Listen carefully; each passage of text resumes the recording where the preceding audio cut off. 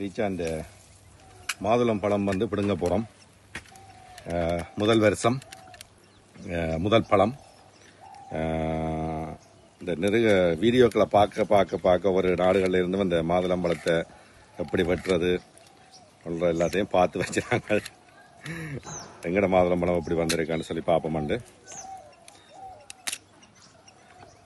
Okay, ரீச்சாண்ட மாதுளம் பழம் 18, 19, 20 3 நாளும் வந்து ரீச்சாண்ட தீபாவளி கொண்டாட்டம் இருக்குது.